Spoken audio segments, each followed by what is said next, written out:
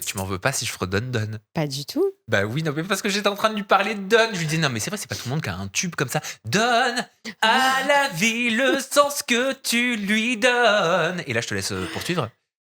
Interdis-toi le mot abandonne.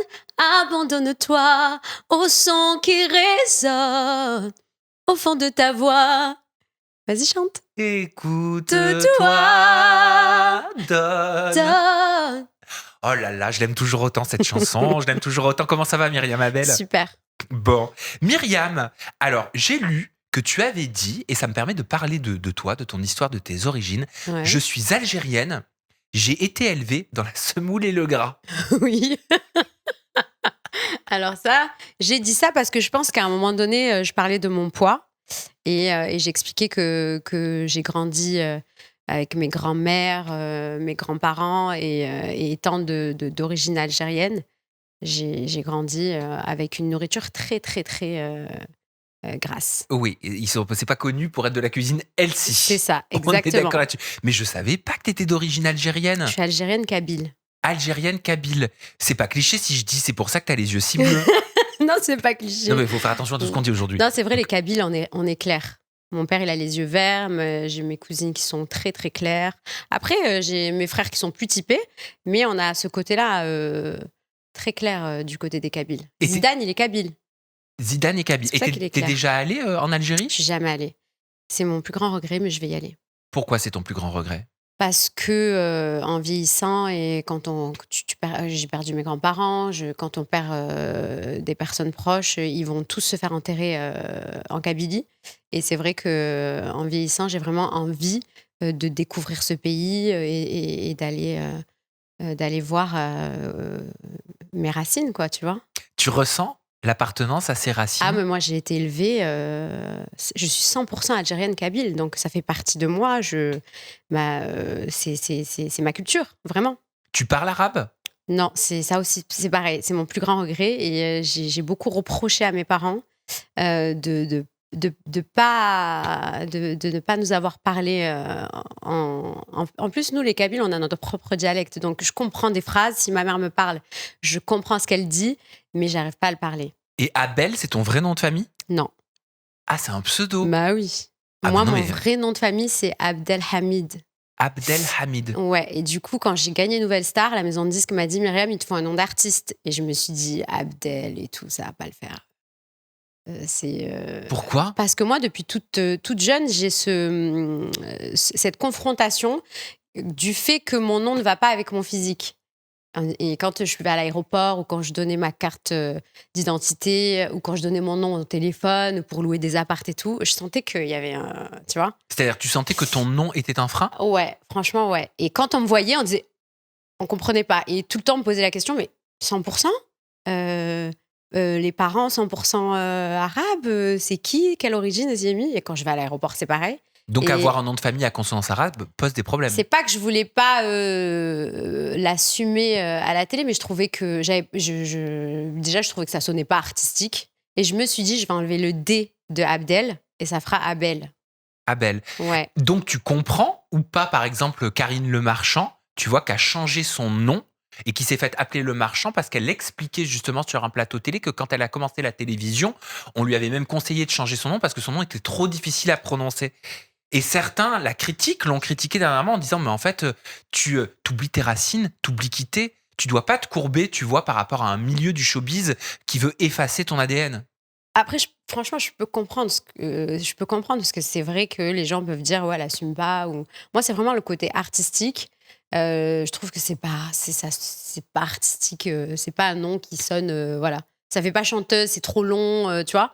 Et du coup, après, c'est vrai que moi, très jeune, j'ai ressenti cette difficulté. Quand je suis montée à Paris, j'avais 18 ans, je cherchais un appart à louer. Par téléphone, je sentais que ça posait souci, mais quand on me voyait, c'était différent. J'ai pas du tout le physique de mon nom de famille.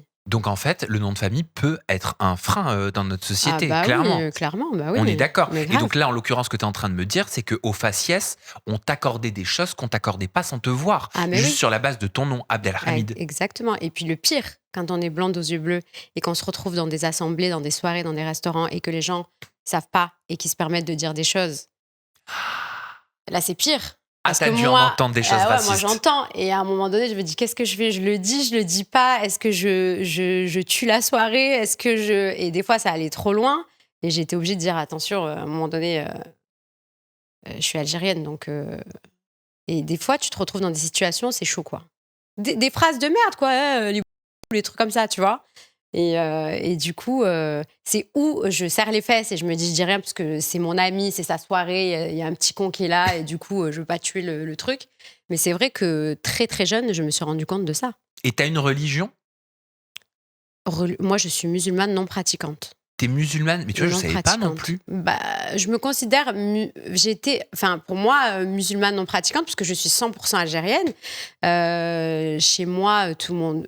Pas tout le monde. Moi, je fais pas le ramadan, mais ma mère le fait. Mon frère aîné, il le fait pas. Mon petit frère le fait. Donc, c'est ma culture, en fait. Ouais. Mais musulmane non pratiquante, ça veut dire quoi? Ça veut dire que tu ne pratiques pas les rites ou ça veut dire que tu t'es pas croyante? Ou c'est deux choses différentes? Ouais, je pratique pas les rites. Et je crois en ce que je veux, quoi. Ouais. Franchement, en plus de ça, moi, pour moi, mes parents, ma famille, c'est vraiment... depuis toute petite, on est libre. J'ai ressenti ce truc de tu fais ce que tu veux, tu choisis ce que tu veux. Les Kabyles, on est un peu cool, quoi. C'est vraiment la culture... on est très ouvert d'esprit, les Kabyles.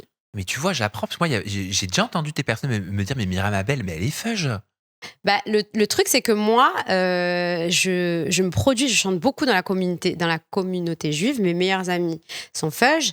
Je travaille beaucoup pour eux. Je chante hébreu. Tout le monde croit que je suis israélienne. Tu chantes hébreu? Ouais. Vas-y. Qu'est-ce que je vais te chanter? Ah, moi, faut pas me dire je chante, parce que sinon, je te demande de chanter. À chaque fois. Attends.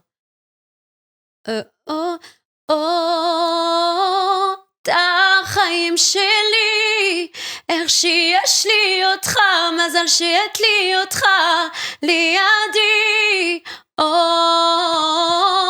אתה החיים שלי, אני צועקת מול כולם, אתה אושר בעולם בשבילי. Donc ça, c'est parce que tu es amené à chanter des chants hébreux dans les bar mitzvahs, c'est ça, notamment, ou Oui, les mariages. depuis que j'ai 18 ans, je chante dans la communauté. Et en fait, mes meilleurs amis sont feuges. Et surtout, culturellement, on est très, très proches, quoi. Oui. C'est ça qui est ouf. Et beaucoup l'ont oublié, hein. Ouais. Et du coup, moi, mes meilleures amies sont israéliennes, donc elles m'ont appris à décortiquer les chansons. Et vu que moi, j'ai quand même les consonances algériennes, donc on a exactement les re, c'est facile pour moi de chanter en arabe et en hébreu. Je te demande de chanter en arabe ou pas?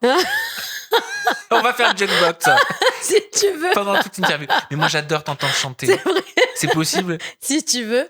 En arabe. Alors, je parle pas couramment arabe, mais... يا رايح وين مسافر طلع حتى يا ولد ولي شحال ندموا العباد غافلين قبلك وقبلي. Il y a un truc, je trouve, dans les chants arabes où il y a aussi... j'adore ça, j'adore voir ça. Tu sais, il y a une posture, il y a une tête à voir, tu sais. Voilà, la tête du drame, tu sais. C'est que avec les narines un peu ouvertes comme ça. Ça a quelque chose un peu de danse gitane même. Ouais, c'est beau. Hein? Mais les danses gitanes, je trouve ça très beau. Je trouve ça très, très, très, très beau. Et qu'est-ce qui t'a amené en 2005 à participer à la Nouvelle Star? C'était il y a 26 ans? Pourquoi 26 ans? Non, c'était pas il y a 26 ans. Il y a 21 ans. Je suis angoissée du temps qui passe. C'était il y a 43 ans, Myriam. C'était en 2005. Déjà, là, maintenant, tu sais, quand je chante dans les soirées, on me dit c'est toi qui as fait ma bar mitzvah. Les mecs, ils se marient et ils me prennent parce que j'ai chanté pour leur bar mitzvah. T'imagines? Une bar mitzvah, c'est le gosse, il a 13 ans. Ouais. Et donc, il se marie à 27, 28 ans. Et maintenant, quand je vais dans les soirées, il me dit je t'ai pris toi parce que c'est toi qui as chanté à ma bar mitzvah. L'angoisse. Ah bah oui, ça te montre que le temps passe très vite. 2005, en effet, ça passe vite. Mais qu'est-ce que tu retiens de ce parcours à la Nouvelle Star 21 ans après? Si c'était à refaire, est-ce que tu referais également ce télécrochet? Ah oui, si c'était à refaire, c'est la plus belle expérience de ma vie, Nouvelle Star. Déjà, c'était les débuts des télécrochets. Donc, on était précurseurs. Il n'y avait rien d'autre à part la Starac. Donc, c'était ou Starac ou Nouvelle Star. Et c'était les débuts. Déjà, avant moi, c'était la saison 1, c'était Jonathan Serrada, il avait tout pété. La saison 2, c'était Steve Estatoff. Et pourquoi j'ai voulu faire Nouvelle Star? Parce que la saison 2, c'était Amel Bent. Et quand j'ai vu Amel Bent, je me suis dit, ah ouais, non, mais il faut que je fasse cette émission. J'aimais trop sa façon de chanter. Et à la différence de Starac, je trouvais que Nouvelle Star, c'était beaucoup plus libre. Il n'y avait pas ce côté télé-réalité où on était enfermé. C'était vraiment une liberté de chanter ce qu'on veut. Et je me suis dit, il faut absolument que je fasse le casting. Et tu l'as faite, la Nouvelle Star, et tu l'as gagnée, cette 3e édition en 2005. Qu'est-ce que tu penses, par exemple, des télécrochets? Tu vois, la Star Academy, c'est revenu Ouais. aujourd'hui et ça cartonne sur TF1. Un télécrochet comme la Star Academy, est-ce que ça peut sincèrement fabriquer des artistes libres, indépendants, ou ça fabrique des produits formatés? C'est compliqué cette question-là. Ouais, elle est d'ordre philosophique. Bah, franchement, les télécrochets, moi, j'ai toujours dit, on n'a pas la recette du succès. Après, quand tu me parles Star Academy, moi, je peux pas m'empêcher de penser à Grégory Le Marchal. Sofiane, c'est mon meilleur ami, il a fait Starac. Il y a vraiment quand même des pépites qui sont sorties de cette émission. Mais c'est vrai que moi, pourquoi j'ai toujours préféré Nouvelle Star? Parce qu'il y avait ce côté vraiment où on n'avait pas ce côté où on nous impose des titres à chanter. On n'est pas filmé en mode cours de récréation. Pour moi, Starac, c'est un sitcom. C'était un sitcom avec des artistes qui chantaient pas forcément bien par rapport à Nouvelle Star. Les derniers gagnants, là, par exemple, de la Star Academy, je pense à Pierre Garnier Ouais, ou encore Elena. Tu as dû connaître Mauvais Garçon. ouais, Ou très récemment, Ambre ouais, ou Amber Jada, en fonction de comment ouais. on l'appelle sur les réseaux sociaux. Est-ce que ce sont des artistes? Oh, toi, tu veux que je me fasse flinguer? Je veux avoir ta vision. Alors moi, franchement, honnêtement, Ambre, j'ai regardé et dès le début, j'ai trouvé qu'elle avait quelque chose de différent des autres, qu'elle avait un truc de différent, qu'elle dégageait un truc artistique. Sa façon de chanter, de s'exprimer, elle avait déjà quelque chose de différent par rapport aux autres. Après, comment il s'appelle? Pierre Le Garnier, petit gars, Pierre Gagné. J'aime bien, je vais dire, c'est le petit Matt Pokora d'aujourd'hui. d'aujourd'hui, quoi. C'est pas, il est très talentueux, il a une belle voix, mais pour moi, c'est pas star, quoi. Et Elena. Ambre, elle fait star. Elena, celle qui a les beaux yeux bleus, Oui. ouais, j'aime beaucoup. Franchement, elle est pareil, elle est différente, elle a une personnalité. Après, moi, tu me poses la question à moi, je reviens toujours au même. Moi, il y a rien à faire, c'est la voix, quoi. Mais c'est mérité d'avoir autant de visibilité, autant de succès par rapport à d'autres artistes qui n'arrivent pas à être écoutés? Bah, c'est le métier qu'on a choisi de faire, donc c'est un métier, c'est toi, ta chance, le succès, je pense que moi, en tout cas, avec le temps, j'ai compris que c'était pas forcément, le talent qui prime. Donc quand on décide de faire ce métier, on est conscient de ça et moi, j'ai jamais été, stressée ni angoissée, de réussir ou de ne pas réussir. Je rencontre des gens encore aujourd'hui qui ont jamais sorti de disque encore, qui vivent très bien de leur métier d'artiste, mais qui sont dans une angoisse profonde parce qu'ils n'arrivent pas à réussir, parce que leur disque sort pas, parce que les radios veulent pas les diffuser, parce que et toute leur vie seront frustrés de ça. Et quand on décide de faire ce métier, il faut se mettre ça en tête, c'est que c'est pas pour tout, on n'est pas tous élus. C'est ça qu'on dit? Égaux, Égaux ou élus, élus, enfin tu oui, vois. les 2 peuvent fonctionner. Voilà, c'est Vous aviez pas tourné à l'époque de la Nouvelle Star, il y avait pas la tournée de la Nouvelle non, Star. il n'y avait pas de tournée. À la Star Academy, il y avait et il y Mais a ça a toujours aujourd'hui. existé à Starac, ça, c'est Ouais. génial. Et là, ils sont en ce moment en tournée, les anciens élèves de la Star Academy promotion 2026, et ils se font démonter. La Pourquoi? tournée, hein, je parle sur les réseaux sociaux, il y a les extraits qui tournent beaucoup. Ils voient la kermesse du village. Sérieux? Ouais, t'as pas vu ça? Non. Et c'est vrai qu'il y a des séquences qui prêtent un petit peu à sourire. Soyons Ah honnêtes, ouais? 3 secondes. Mais est-ce que tu penses que c'est parce qu'en fait, il n'y a pas assez de moyens qui sont mis pour faire un maximum de marge? Ah, moi, je pense que c'est des. Moi, quand j'ai fait Nouvelle Star, je prends mon expérience et mon exemple. Moi, quand j'ai fait Nouvelle Star, j'étais déjà chanteuse professionnelle. C'est-à-dire que tu mets une scène ou pas une scène, je prends le micro, c'est mon métier, je sais faire. C'est la scène, c'est mon métier. Eux, ils sont jeunes, ils viennent de débarquer comme ça du jour au lendemain, on les met sur le devant de la scène. Bon, ils ont passé 3-4 mois au château, donc ils ont eu une école express, ils ont eu des profs, mais on ne devient pas comme ça chanteur et à l'aise sur une scène comme ça du jour au lendemain. C'est pas quelque chose qui se fait comme ça au bout de 4 mois. Donc, et c'est pour ça que ça, c'était la différence entre la Starac et la Nouvelle Star. Nouvelle Star, on était déjà des artistes, on n'avait pas tous les artifices de la Starac. On n'avait pas de prompteur, on n'avait pas d'artistes qui venaient chanter avec nous. On était seuls face aux 4 jurys. Et c'est pour ça qu'il y avait tellement de différences entre les artistes Nouvelle Star et les chanteurs Starac. Il y en a- Attends, quand tu vois un chanteur de la Starac, là, ça y est, tu m'as chauffé, je suis partie. Quand tu vois un chanteur de la Starac, il y a Stevie Wonder qui déboule et l'autre, il débarque et il chante, il en met pas une dedans, ça c'est catastrophique, tu vois. Et ça c'est le problème. Je me rappelle plus c'était qui ce chanteur. Stevie Wonder, il a fait un duo avec Stevie Wonder, pas possible.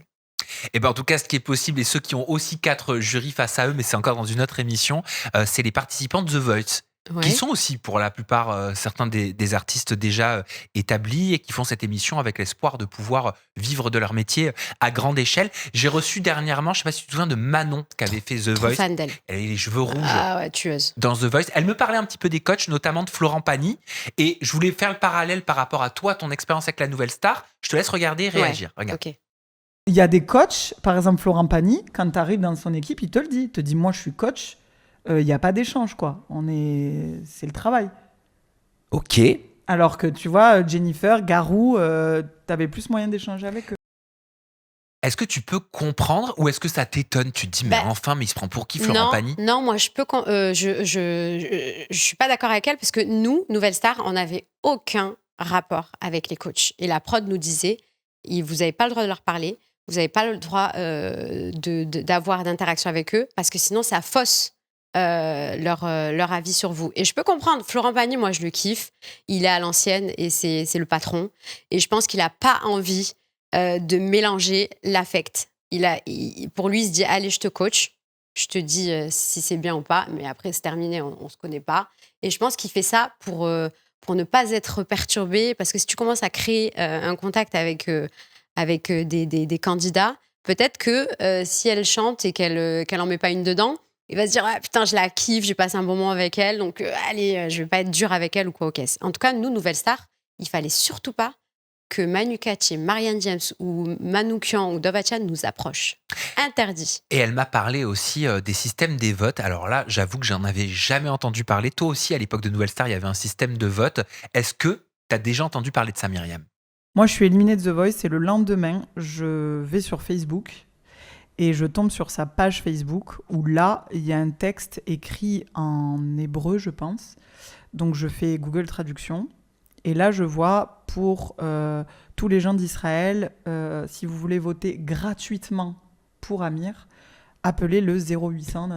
Tu trouves normal que Amir il gagne à chaque fois la meilleure chanson française, la meilleure machin, il gagne à chaque fois? Oh, putain. Elle a pas peur, hein. Alors bien évidemment, elle ne parlait pas parce qu'il y a eu des amalgames de victoires de The Voice. Oui, On sait non, elle tous parle qu'Amir de n'a pas gagné The Voice, mais Oui. que c'était son battle. Oui. Voilà, en demi-finale, je crois, du- ou en tiers de finale. Donc, elle parle pas de The Voice. Elle parle de, par exemple, s'il fait l'Energy Music Award ou s'il fait la meilleure chanson de TF1. Il Là, appelle au vote. Là, en l'occurrence, face à Manon, elle dit qu'elle a découvert sur un compte Facebook une sorte de numéro mis en place pour que des gens puissent voter gratuitement. Elle me dit, il y a des personnes qui participent à ce type de télécrochet. Ils peuvent mettre, par exemple, 10 000 euros et les gens peuvent appeler pour 10 000 euros. Et donc, forcément, ça te propulse et ça t'aide. Ah bah oui. Bah écoute, franchement, moi, je la trouve courageuse de balancer ça, mais moi, je suis pas surprise parce que les feuges où c'est une communauté très, très, très puissante et ils s'entraident beaucoup. Et moi, c'est mes amis, je les kiffe. Et peut-être que, effectivement, Amir, sa communauté l'a boosté Tu vois ce que je veux dire? Ouais, après, je suis pas sûr que ce soit par rapport à une appartenance religieuse. Non, Mais je tu pense vois, qu'ils ont vraiment mis de l'oseille ou ouvert un compte ou pour que toute la communauté vote gratuitement pour lui. parce qu'elle me disait que ça existait aussi dans Secret Story, tu vois, donc rien à voir avec une appartenance ou Ouais, rien à non. voir avec une religion ou rien à voir avec le fait d'où on vient, mais juste une histoire de, voilà, de communauté. Mais en fait, c'est quelque part, ce serait pour elle une forme d'achat, tu vois, de victoire, parce que forcément, c'est 0,99 centimes. Ouais. Tu vois le SMS et on le sait qu'il y a marqué votez, soutenez votre artiste pour 2 ou 3 fois Moi, à 0,99. mon époque, Nouvelle Star, parmi les candidats, il y avait une candidate, elle était corse. Elle n'avait pas une voix de fou furieux, mais elle chantait. Elle n'était jamais éliminée. Parce que la Corse, derrière, à un moment donné, la prod, ils disaient, on en a marre. C'est pas possible. Elle fait éliminer tout le monde. Il y avait des chanteurs de ouf. À un moment donné, elle se retrouvait en duo avec des chanteurs. Et c'était ou lui ou elle. Et elle éliminait tout le monde. C'est parce que la Corse était à fond derrière. Il fallait qu'elle gagne. À un moment donné, je sais pas ce qu'ils ont fait, mais Pourquoi t'as dit elle a du courage de dire ça?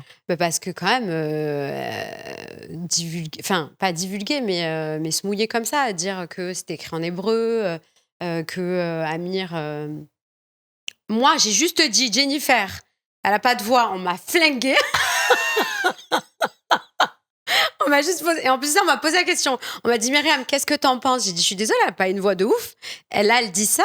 Je pense qu'elle va avoir des retombées de ouf. T'as eu des retombées, toi, en disant ça de Moi, Jennifer? mais toute sa communauté m'ont dit ouais, qu'est-ce que tu veux, toi t'as pas vendu autant de disques qu'elle. T'es frustrée, T'es t'as la frustrée, t'as haine. la haine. Je dis non, j'ai répondu à une question. Qu'est-ce que tu me. Mais tu le dirais toujours aujourd'hui? Bah, bien sûr. Pour moi, c'est pas The Voice. Elle chante bien, elle a des super chansons, elle est belle, elle a une carrière magnifique, elle a des titres de ouf, mais c'est pas Lara Fabian.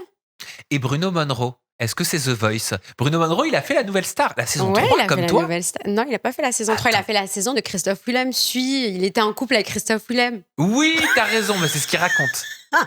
Pourquoi ça te fait rire? Parce que tu oublies les gros dossiers. Non, bah non, surtout que c'est... oui. C'est à toi qu'il l'a dit, non? Oui. Ils avaient une petite aventure cachée pendant ils étaient en couple pendant Nouvelle Star.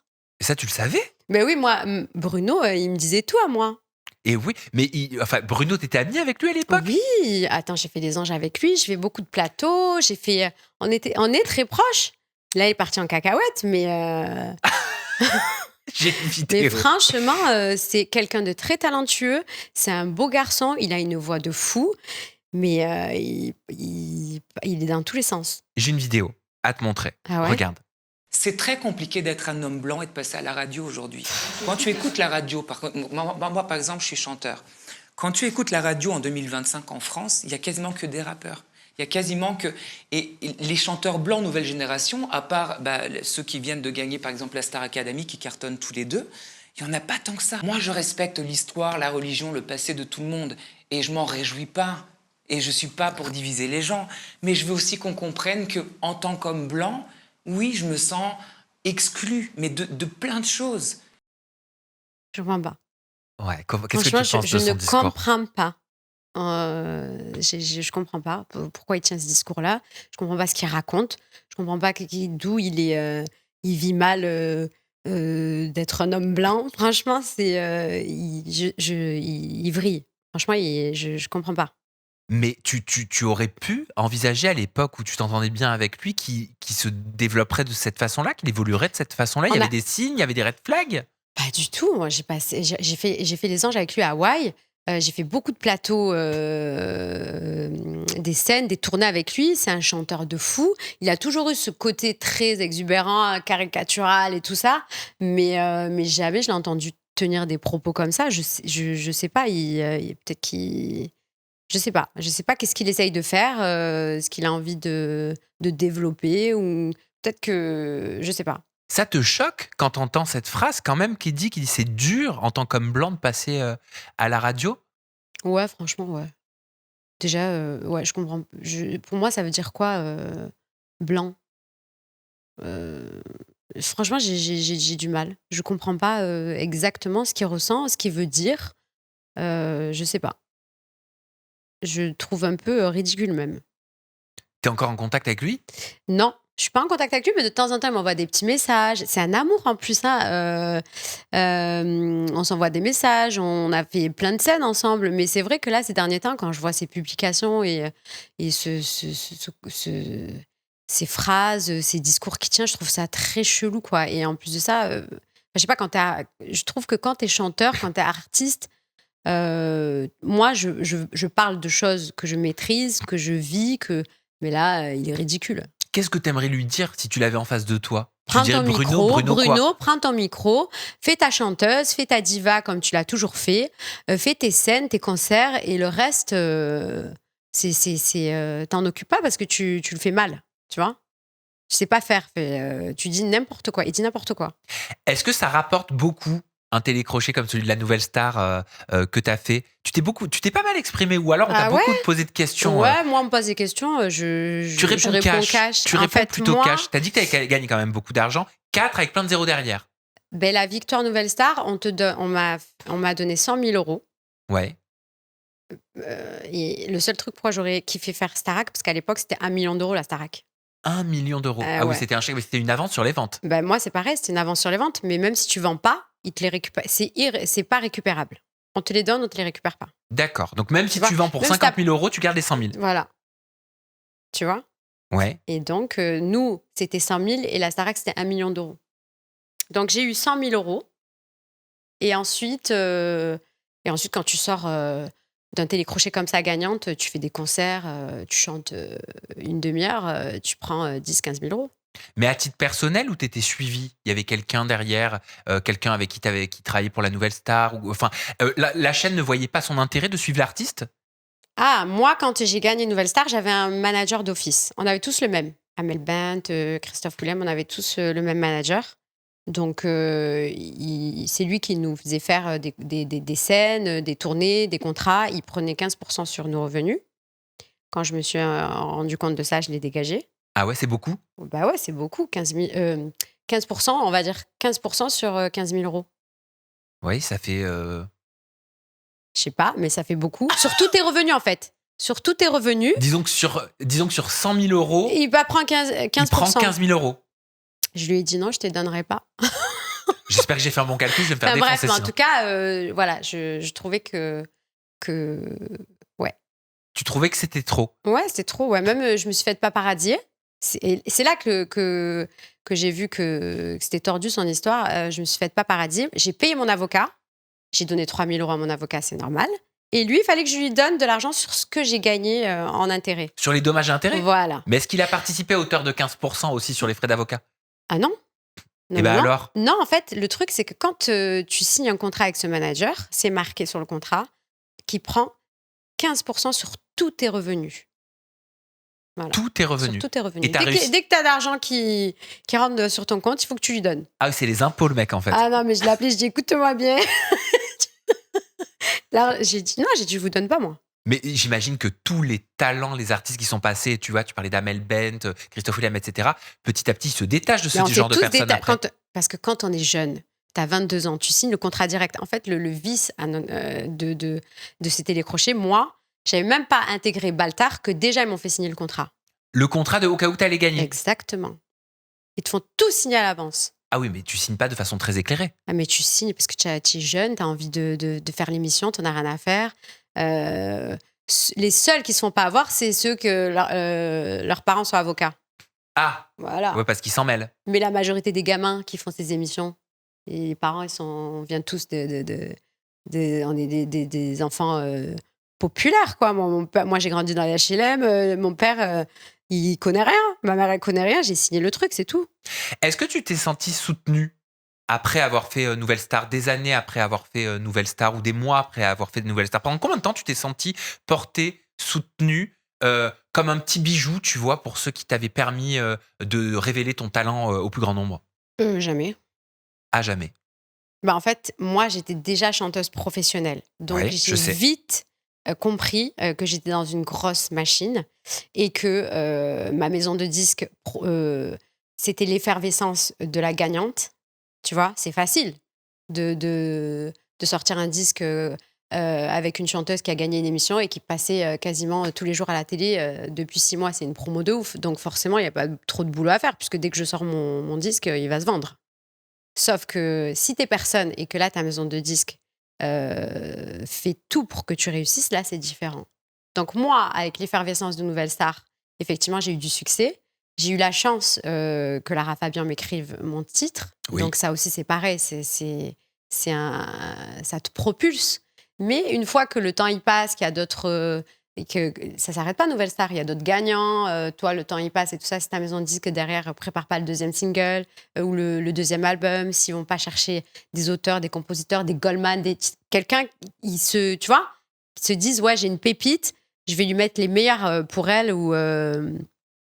les meilleurs auteurs, les meilleurs compositeurs, et pour que son deuxième album soit encore meilleur que le premier. Donc ça en y est fait, pas. tu te sens vite remplaçable. Ouais, moi, Remplacé. J'ai vite senti que c'était une grosse machine et que le facteur chance, il était énorme. Mais en interne, t'as dû avoir des discussions.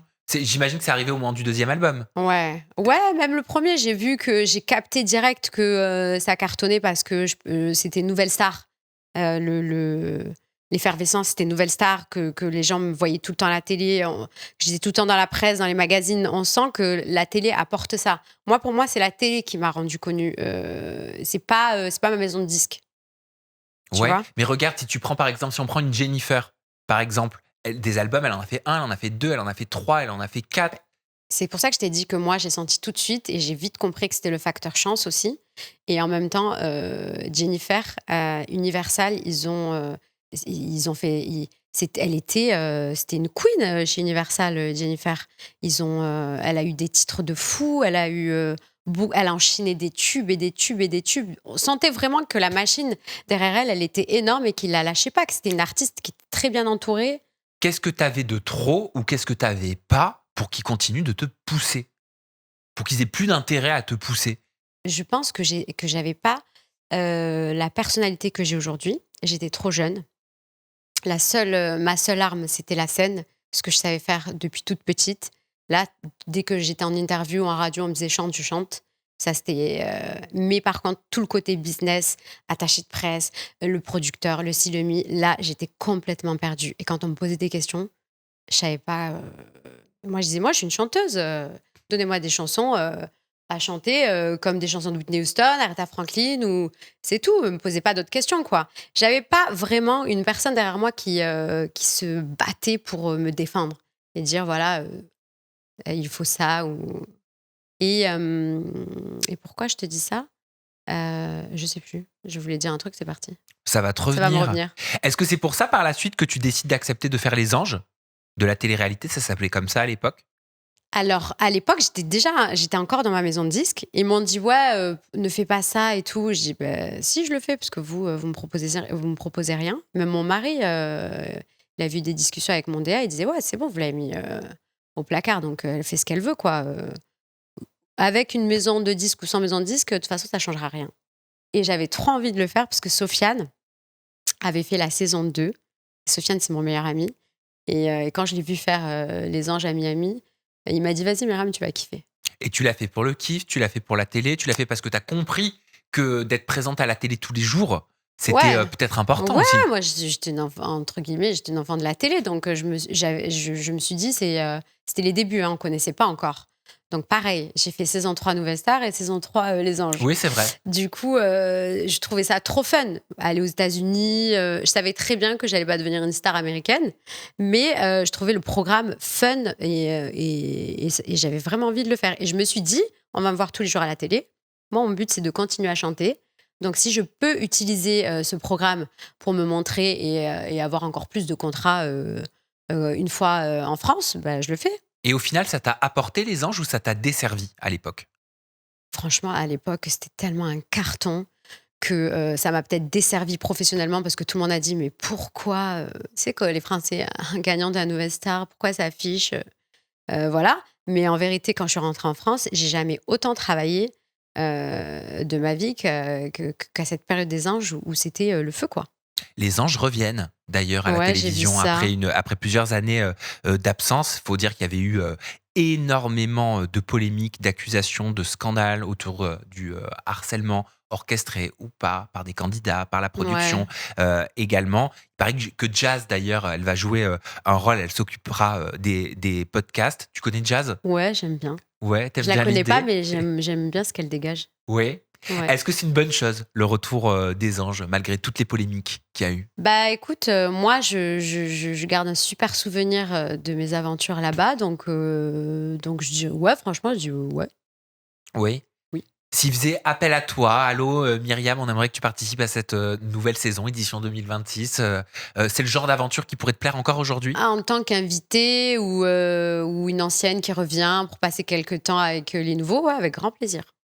Il y avait déjà cette écriture, malgré elle, tu vois, de harcèlement ou pas dans Les Anges, toi, à l'époque? Non, moi j'ai connu l'époque des débuts, donc ça n'existait pas. Ça Non, n'existait ça pas. n'existait pas. Moi, alors, si je pense aux Anges et à Myriam Abel, le truc qui me revient comme ça, mais c'est forcément un clash avec Aurélie Dotremont. Ah oui, Ah bah oui. ouais. À l'époque, t'avais dit... Ah ça c'était ouais, c'était les Anges All Star à Ibiza quand elle était avec Julien. exactement. Oh, tu t'en souviens Ah comme si bah c'était oui, hier. une peste. C'est quoi le souvenir? Elle était avec Julien et des fous. En fait, par contre, là, c'était en 2015. Et là, j'ai compris qu'on était dans un moment ou dans une époque où ça commençait à virer. Moi, ce que j'ai connu, les Anges 3, en 2011 à New York et à Hawaï 2012, il n'y avait pas ce que j'ai ressenti en 2015 quand j'étais invitée les Anges All-Star. Là, quand je l'ai vu débouler avec son Julien, là, tu dis, c'est des fous. Hmm. Il y a un problème, ils ne sont pas connectés à la réalité. Ils viennent, ils ont un job à faire. Ils sont là pour ça. C'est là que t'as senti que le C'est vent a là que, tourné. ah ouais, là, j'ai mis la maison en guerre. Hein. Le lendemain, la prod, ils ont viré. Hein.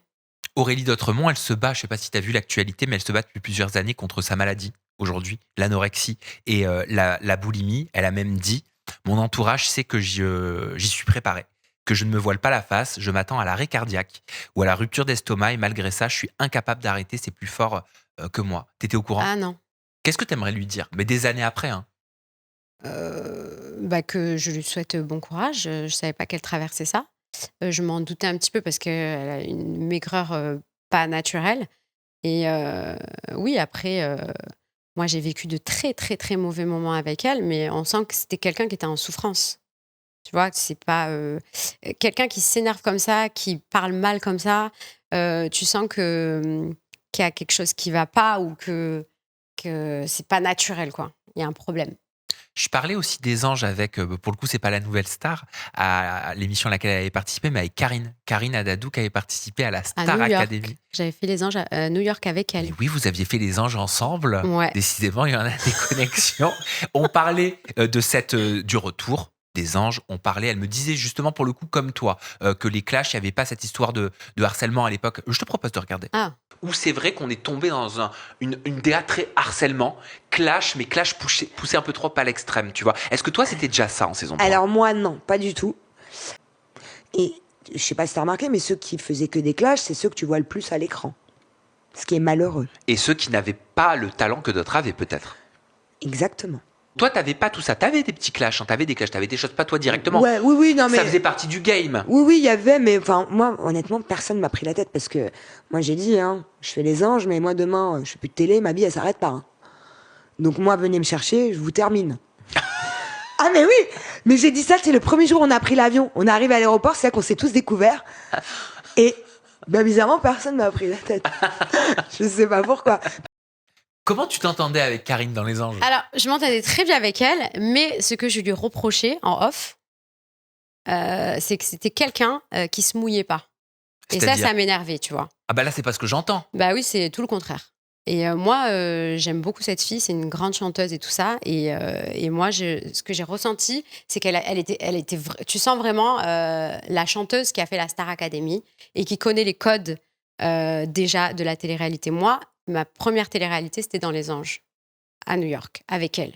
Moi, je suis arrivée, je calculais pas ce que je vais dire, ce que je vais pas dire, les répercussions. Et je me souviens d'une phrase à Karine quand on était dans notre chambre. Il n'y avait pas de caméra. Je disais, ouais, c'est bon, ça m'a saoulée. Je dis, allez-y, défendez-moi ou non, non, non. T'imagines ce qu'on peut dire de nous après? C'est ça la phrase. Donc j'avais compris que ce qu'elle montrait à l'écran, c'était une version d'elle smoothie, quoi, tu vois. Et moi, j'étais pas du tout dans ce calcul-là. Caméra ou pas caméra, nous, à l'époque, c'était Michael Vendetta le problème dans notre saison. C'était un fou. Donc lui, par contre, tout était... dès qu'il voyait la caméra, il faisait son show. Mais on avait compris que c'était qui s'alimentait avec ça. Et mais sinon, ouais, le seul truc que je reprochais à Karine, c'était ça, c'est d'être trop lisse à l'écran parce qu'elle voulait donner une très très bonne image d'elle.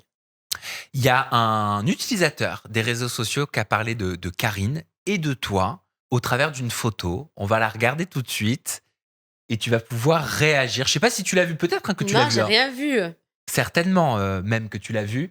Et on peut lire, donc c'était Karine Adadou qui est revenue sur le prime de la Star Academy 2026. Magnifique Myriam Abel. Ah ben, et magnifique physiquement ou parce qu'elle a bien chanté? Est-ce qu'il comparait la voix ou est-ce qu'il comparait la perte de poids? Parce que, ouais, peut-être. tu vas comprendre. Parce qu'à ce moment-là, c'est vrai que sur Twitter, sur X, pardon, la plupart des commentaires, c'était mais elle a énormément perdu de poids, qu'est-ce qui lui est arrivé? Elle a vachement maigri, elle est trop maigre, etc. Et c'est vrai que toi aussi, t'étais passé par là. Ouais, ouais. T'as connu cette Bien période-là sûr. où les gens disaient mais qu'est-ce qui lui a pris? Ouais, ouais. Myriam Abel, Elle est anorexique. Ah, on te disait ça? Elle est anorexique ou elle a fait, elle a fait une liposuction. Ah, ça, on te le disait. Ouais. Ok. Mm. Et c'est vrai que t'as perdu du poids très rapidement. Ouais, ouais. J'ai commencé en mai 2022 et en septembre, déjà, j'étais à moins 20 kilos. En 4 mois, 4-5 mois. Ouais. Mais comment tu perds 20 kilos en 4 mois?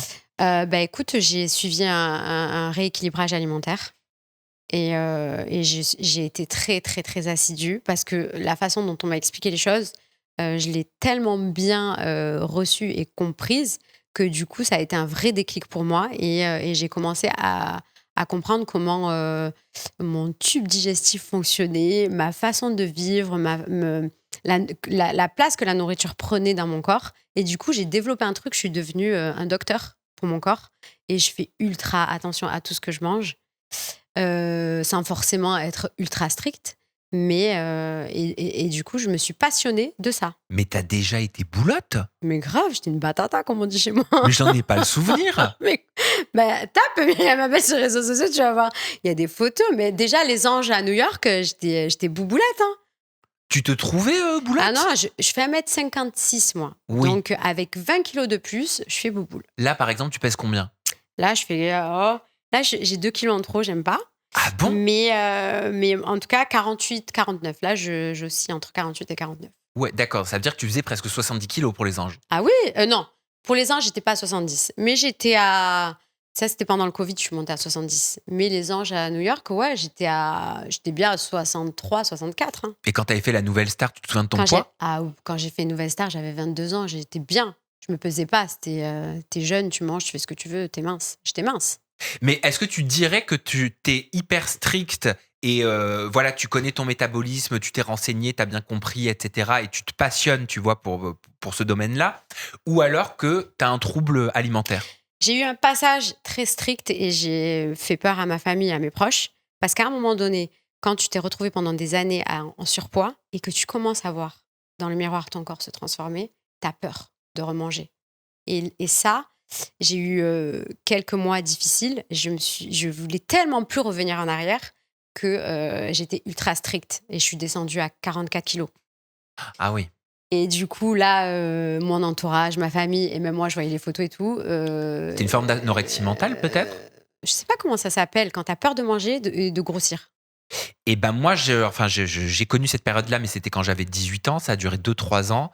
Et le médecin m'avait dit que ça s'appelait de l'anorexie mentale. C'est-à-dire qu'à peut-être. l'époque, moi, je me faisais pas vomir, mais par contre, je me sous-alimentais volontairement. Ah, moi, je me sous-alimentais pas, mais je regardais tout. Je disais, attends, là, j'ai mangé ça, je mange plus jusqu'à demain.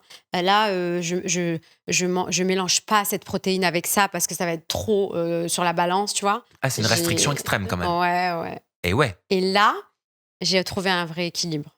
Je me fais des plaisirs, je mange comme j'ai envie de manger, mais il y a un équilibre qui s'est bien installé, il n'y a pas de problème. Là, je sais que j'ai 2 kilos à perdre, mais je me rends pas malade pour ça.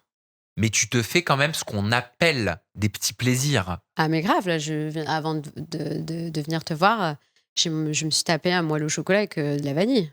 Et tu culpabilises Je pas. culpabilise pas. Parce que j'ai tellement développé une hygiène de vie. Je fais du sport, je mange bien. Je sais très bien que mon corps, il a compris l'information que c'est pas dans mes habitudes, donc il va pas en tenir compte. Myriam Abel, on va ouvrir un dossier qui fait polémique sur les réseaux sociaux quand on dit ton nom. Ah, Lequel d'après toi? la chirurgie esthétique. La chirurgie esthétique. Est-ce que tu comprends pourquoi ça soulève autant les utilisateurs des réseaux sociaux quand tu parles de chirurgie esthétique? C'est ouf.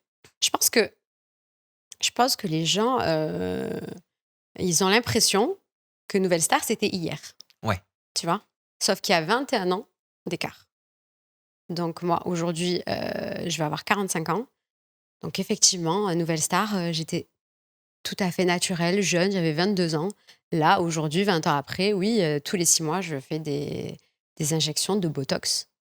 Mais c'est pas, je répète tout le temps la même chose, hein, c'est pas de la chirurgie, c'est de la médecine esthétique. Mais pourquoi les gens sur les réseaux ne te croient pas? Je sais pas, je suis trop fraîche ou je sais pas. Ça fait trop refait, quoi, je pense. Tu vois?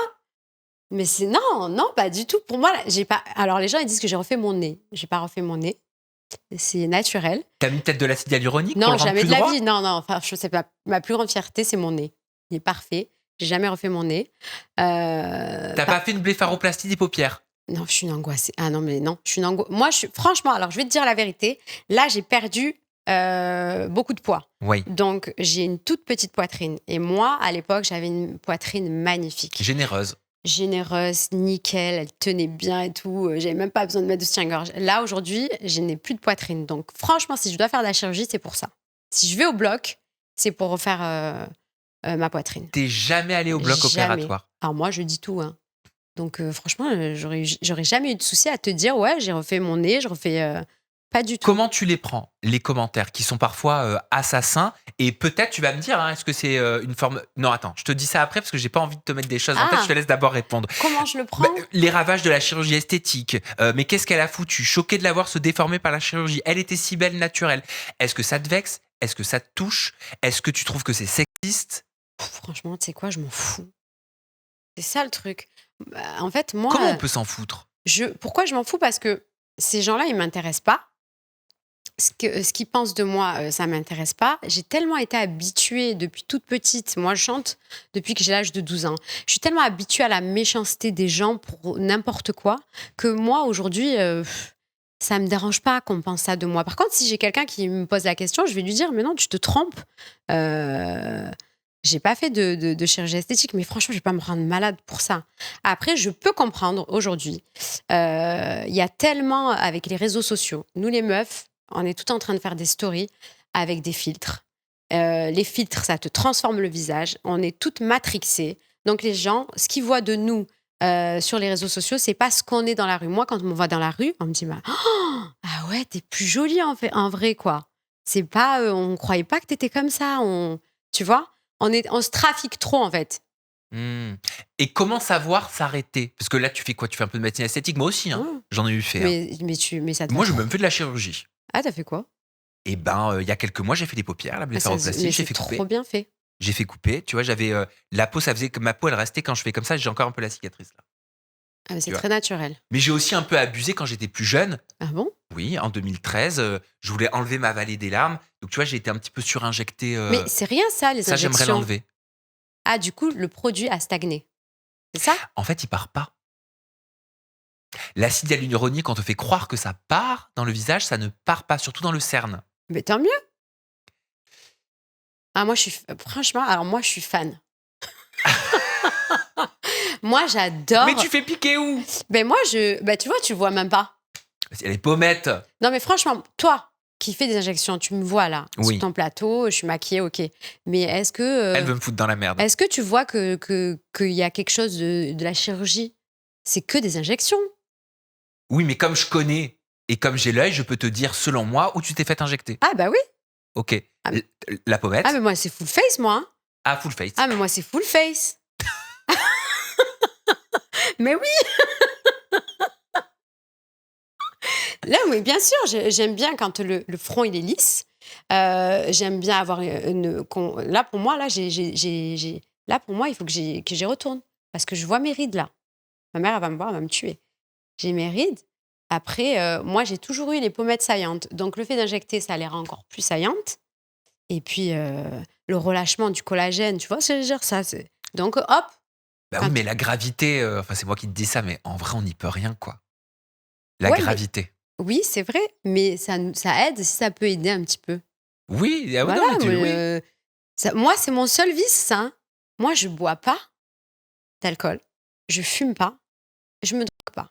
Mais alors qu'on te foute la paix. Qu'on me laisse tranquille. Parce que moi, le métier que je fais depuis que j'ai l'âge, je commençais à chanter, j'avais 12 ans, je suis montée à Paris, j'avais 18 ans.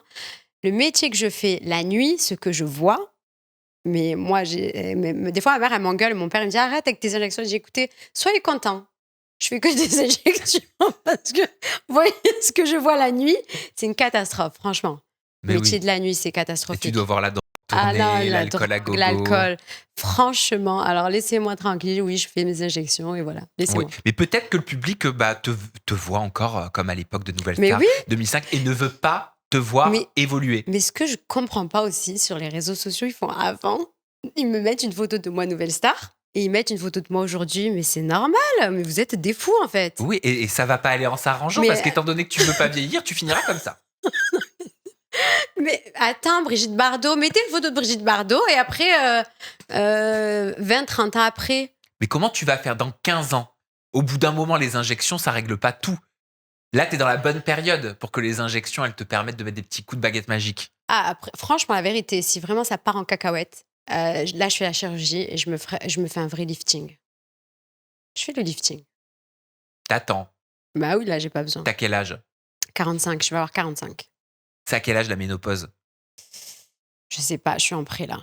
Ah, t'es en préménopause. Ouais. Moi, c'est un sujet que j'ai envie d'aborder, mais on en a parlé en off. Hein. C'est pour ça que je me permets Ouais. d'en parler avec une transition qui n'était pas du tout délicate. Non, mais en vrai, j'en ai parlé une fois de la ménopause, de la préménopause. C'est un sujet que j'avais jamais abordé en interview. Et tout le monde m'a dit, mais c'est super, il faut détabouiser ce sujet, il faut en parler, il faut arrêter d'avoir ce sentiment de honte, de se dire, mais en fait, petit à petit, je n'en suis pas une, mais je me mets à la place d'une femme, je suis en train de perdre une forme de féminité, tu vois, que j'ai pu avoir. Pourquoi ça fait peur, la moi, je le vis pas ménopause? comme ça.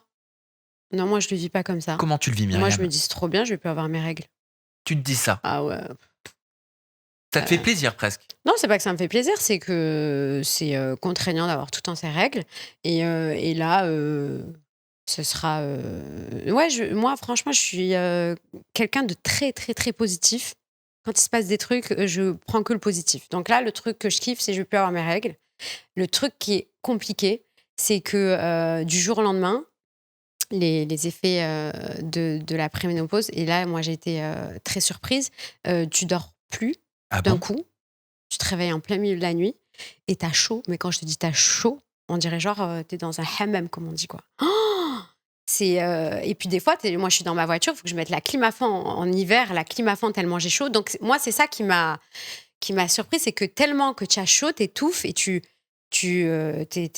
suffoques. Mais comment tu le sais que t'es en préménopause? Comment Ben on moi, sait? j'ai jamais eu ça de ma vie. Donc moi, quand j'ai commencé à avoir des bouffées de chaleur, j'en ai parlé à mes cousines, à ma mère. Mes cousines ont à peu près le même âge que moi, donc elles m'ont dit vas-y, c'est bon, t'es dedans. Et je suis allée voir mon gynéco tout de suite. Je lui ai posé des questions, il m'a expliqué. Il y a des médocs à prendre pour peut-être éviter de trop souffrir, mais une fois que ça commence, c'est fini. Mais c'est douloureux? Non, pas du tout. Non, c'est vraiment des effets secondaires très contraignants. Ouais. Et moi, ça va. Je m'en sors pas trop mal. J'ai ma cousine, elle en sueur du matin jusqu'au soir. Et ça peut durer combien de Ça temps la dure toute la préménopause? Toute la vie? Quoi? Mais non, parce que Mon gynéco, il m'a dit, je sais pas quand ça va s'arrêter. Ça peut durer des années. Et la ménopause, c'est une fois que vraiment t'as plus du tout tes règles. Terminé. Mais moi, ma mère, elle est en ménopause depuis toujours, depuis très très longtemps maintenant.